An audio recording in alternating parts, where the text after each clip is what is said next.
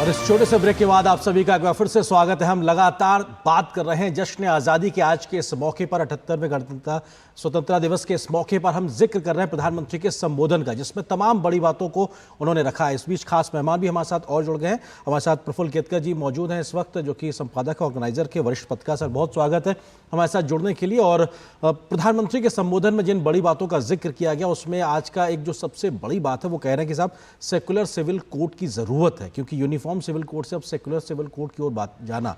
आपको लगता है कि ये एक बड़ा संदेश लाल किले की प्राचीर से प्रधानमंत्री ने दिया? प्रफुल्ल जी देखिए, यूनिफॉर्म सिविल कोड होने का अर्थ ही यही है कि वो सेक्युलर है, वो समान है और इर्रिस्पेक्टिव ऑफ रिलीजन है, इसलिए सेक्युलर है। दुर्भाग्य की बात यह है कि हमने रिलीजियस कोड्स को अलग अलग करके फिर कहा कि यह सेक्युलरिज्म है सबके लिए। जैसे डॉक्टर बाबा साहब आंबेडकर ने जब इस पर चर्चा हो रही थी संविधान सभा में, तो कहा था कि ये कैसी विडंबना है, क्रिमिनल कोड तो सबके लिए समान है, सिविल कोड हम अलग अलग सोच रहे हैं। तो और सिविल कोड में भी हम किन विषयों पर सोच रहे हैं? लैंड डिस्प्यूट है तो उसमें कोई प्रॉब्लम नहीं है, वो सिविल कोड सबके लिए कॉमन ही है, यूनिफॉर्म ही है। विवाह, मैरिज, डिवोर्स, सक्सेशन, इनहेरिटेंस, इसमें महिलाओं के अधिकार, बच्चों के अधिकार, इसमें जाति उपासना पद्धति के आधार पर भेद करके हम कह रहे हैं कि यह सेक्युलरिज्म है। तो सेक्युलर कोड तो पूरे दुनिया भर में कहीं पे भी सिविल कोड है, वो नेशनल सिविल कोड कहिए, सेक्युलर सिविल कोड कहिए, वो सबके लिए समान है। कहीं पे भी वो किसी भी उपासना पद्धति के आधार पर, पंथ के आधार पर कोड की रचना अलग अलग नहीं है।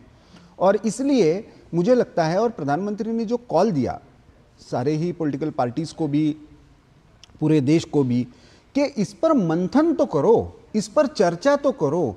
आइडिया को आप चर्चा करने से पहले ही स्टैम्प करके रिजेक्ट कर देने की ये जो परंपरा शुरू हुई है, ये लोकतंत्र के लिए अच्छा लक्षण नहीं है। तो दो मुद्दों के बारे में उन्होंने जो कॉल दिया, एक वन नेशन वन इलेक्शन के बारे में और दूसरा ये सिविल कोड के बारे में।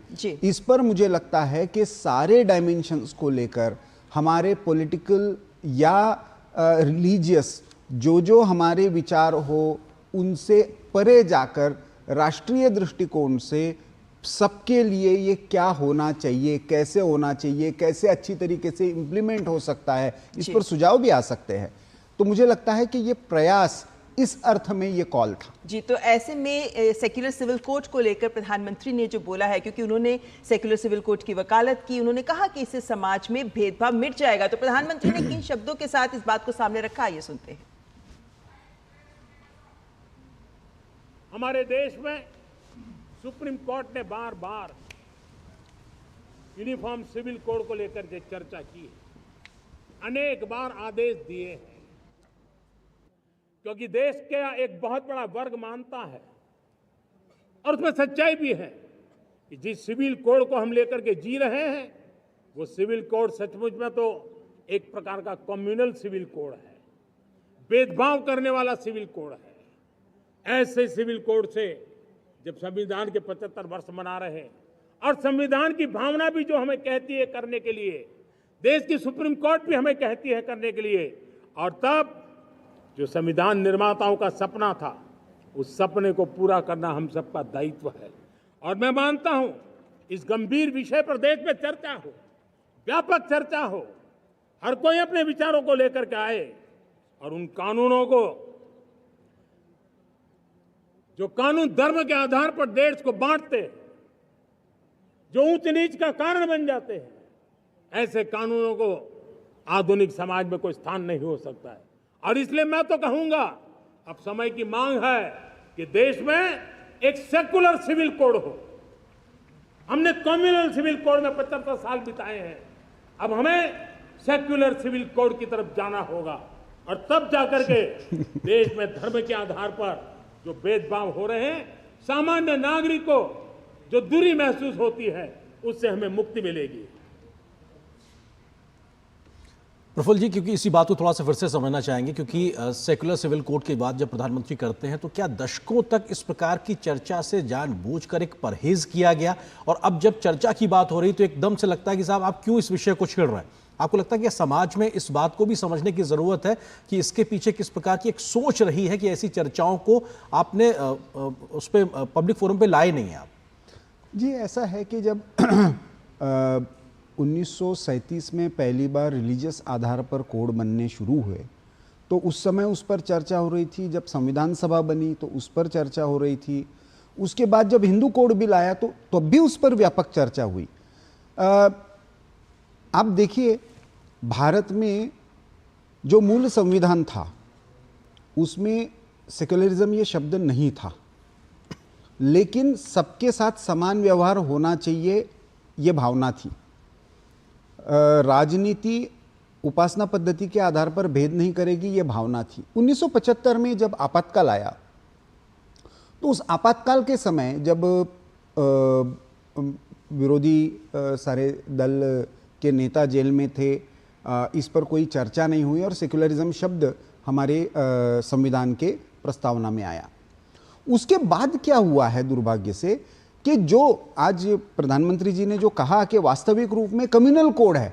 देखिए, आप इस उपासना पद्धति के हो इसलिए आपके लिए ये कोड है, आप इस उपासना पद्धति के हो आप इसलिए आपके लिए ये कोड है।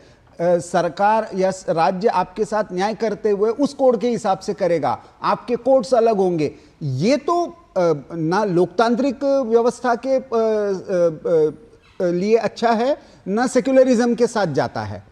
लेकिन जो कम्युनल था उसी को सेक्युलर बनाया गया, और जो सही में सेक्युलर होना चाहिए, सेक्युलर का अर्थ है कि धर्म का सिविल कोड से कोई संबंध नहीं होगा, इर्रिस्पेक्टिव ऑफ आपकी उपासना पद्धति कोई भी हो, आपके लिए एक जैसे सारे कानून होंगे, चाहे वो जमीन के हो, चाहे वो इनहेरिटेंस के हो, चाहे वो विवाह के हो। आपकी प्रथाएं हो सकती है जी, आप अलग अलग तरीके से आपकी विवाह की रस्में निभा सकते हो, आपके रिचुअल्स हो सकते हैं, लेकिन जब उसके रजिस्ट्रेशन की बारी आएगी, बच्चों को उसके संपत्ति के अधिकार की बात आएगी, उसके संबंध में चाहे रजिस्ट्रेशन या फिर डिवोर्स की बात आएगी, तो ऐसे में या डिवोर्स कहीं किसी केस में होता है तो उसमें आपको जो मेंटेनेंस देना है उसके संबंध में बात आएगी, तो उसमें सबके लिए कानून एक जैसा होगा। ये मूल उसका स्पिरिट सेक्युलर सिविल कोड का। और पूरे विश्व के आप लोकतांत्रिक व्यवस्था में देखेंगे तो सब जगह पर सिविल कोड ये सबके लिए एक जैसा है, और वो सेक्युलर लाइंस पर है, उस देश की प्रकृति के अनुसार, उस देश की परंपरा के अनुसार बना हुआ है। उसमें कहीं पे भी रिलीजन का कोई लेना देना नहीं है। और ये तो बात समझनी जरूरी है कि डॉक्टर चतुर्वेदी, इसी को हालांकि हम इस